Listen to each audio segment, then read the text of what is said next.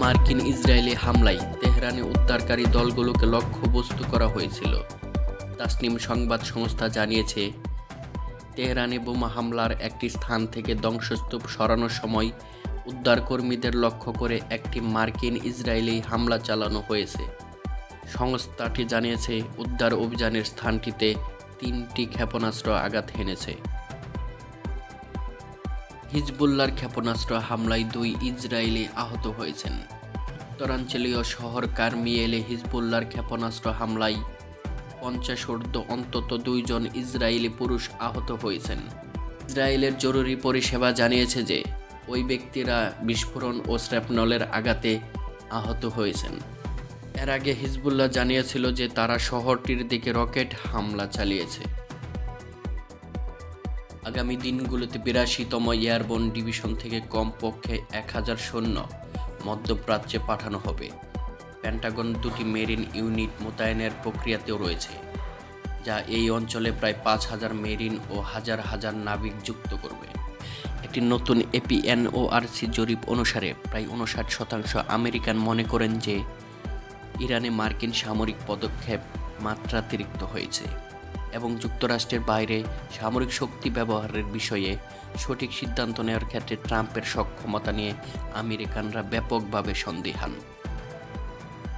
ইরানের সংসদ speaker Mohammad বাগের গালিব বলেছেন, তেহরান এই অঞ্চলে যুক্তরাষ্ট্রের সমস্ত গতিবিধি, বিশেষ করে সেনা মোতায়েনের উপর নিবিড়ভাবে নজর রাখছে এবং ইসরায়েলি প্রধানমন্ত্রী বেঞ্জামিন নেতানিয়াহুর ভ্রান্ত ধারণার জন্য মার্কিন সেনাদের বলিদান করার বিরুদ্ধে সতর্ক করেছেন।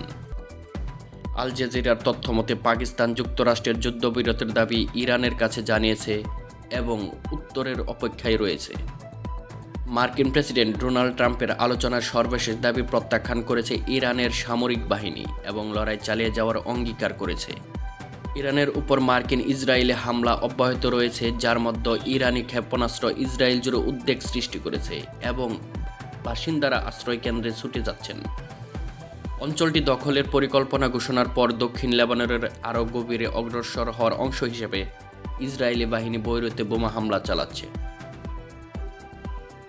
ট্রাম্প প্রশাসনের কাছ থেকে 15 দফা মার্কিন যুদ্ধবিরতির প্রস্তাব পেয়েছে ইরান, জানিয়েছেন পাকিস্তানি কর্মকর্তারা। পাকিস্তান যুক্তরাষ্ট্রের পক্ষ থেকে ইরানের কাছে একটি প্রস্তাব পৌঁছে দিয়েছে এবং উপসাগরীয় অঞ্চলের যুদ্ধ প্রশমনের আলোচনার স্থান হিসেবে পাকিস্তান বা তুরস্ককে বেছে নেওয়া হতে পারে বলে জানিয়েছেন ইরানের একজন ঊর্ধ্বতন কর্মকর্তা। নাম প্রকাশ না করার শর্তে দেওয়া এই মন্তব্যগুলো ছিল এমন বিরল ইঙ্গিতগুলোর মধ্যে অন্যতম যে তেহরান কূটনীতিকভাবে প্রস্তাব বিবেচনা করতে পারে, যদিও তারা প্রকাশ্যে জোর দিয়ে বলেছে যে কোনো আলোচনা চলছে না এবং প্রেসিডেন্ট ডোনাল্ড ট্রাম্পের প্রশাসনের সাথে কোনো চুক্তি করবে না।